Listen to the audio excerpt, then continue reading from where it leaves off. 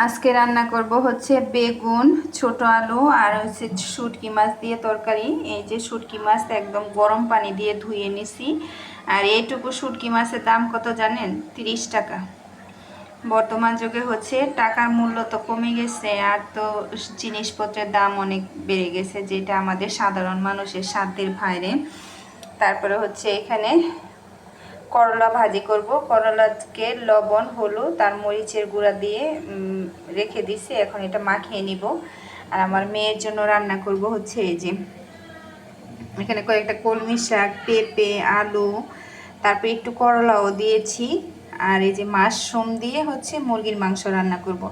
ওকে আসলে তো একসাথে অনেক জিনিস দিয়ে খাওয়ানো যায় না, যেহেতু হচ্ছে একটু নরম খাবার খায়। এর জন্য আমি সব শাক সবজি দেখা যায় একসাথে রান্না করে দিই আর কি। যেমন অন্য সব বাচ্চা হলে কি করতো, আগে শাক দিয়ে ভাত খেত, তারপরে হয়তো বা মাছ দিয়ে ভাত খেত, তারপরে তরকারি দিয়ে ভাত খেত, এরকম। কিন্তু আমার বাচ্চা তো আসলে ওরকম না, সেজন্য কি করি, বারবার হচ্ছে অনেক জিনিস দিয়ে তো খাওয়ানো সম্ভব না। এর জন্য একসাথে সব কিছু রান্না করে সেটাই হচ্ছে ভাতের সাথে মেখে ওকে হচ্ছে খাইয়ে দিই।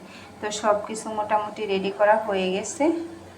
আমাদের হচ্ছে আমাদের ছোটোখাটো আয়োজন, তো সেজন্য আর কি ছোট মানুষ আমরা, আর ছোটোখাটো আয়োজন, এই ছোট আয়োজন আমাদের রেডি। এখন হচ্ছে রান্না বসিয়ে দিব। তো প্রথমে আমি হচ্ছে মুরগির মাংসটা রান্না করে নিচ্ছি দ্বিতীয়টির জন্য, কারণ এই মাংসটা হচ্ছে রান্না করার পরে ঠান্ডা হলে তারপরে ফ্রিজে রেখে পরে ঘুমাতে হবে।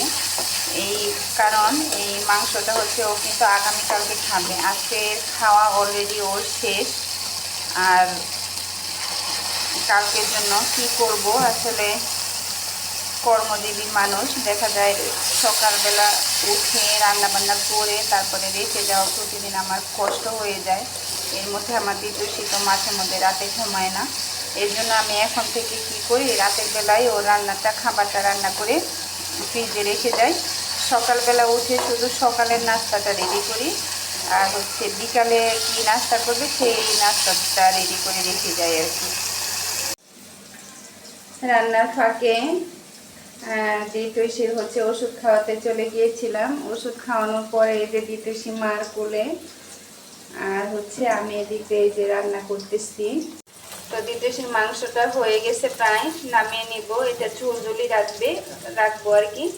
আর কালকে হচ্ছে পরে যখন ভাত রান্না করে আবার গরম করবে তখন তো একসাথে মিক্স হয়ে যাবে। আর এদিকে হচ্ছে করলা ভাজি করতেছি, দুই চুলায় বসাই দিছি রান্নাটা যেন তাড়াতাড়ি হয়ে যায়। তাও তাড়াতাড়ি হবে না, রাত তো অনেক হয়ে গেছে, দেরি হবে।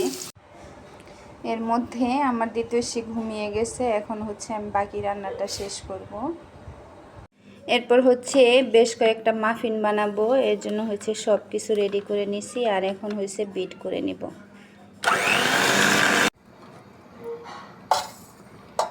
মাফিনগুলো হচ্ছে বিট করা হয়ে গেছে, আর আমি এখন হচ্ছে এই যে চুলায় বসিয়ে দিচ্ছি।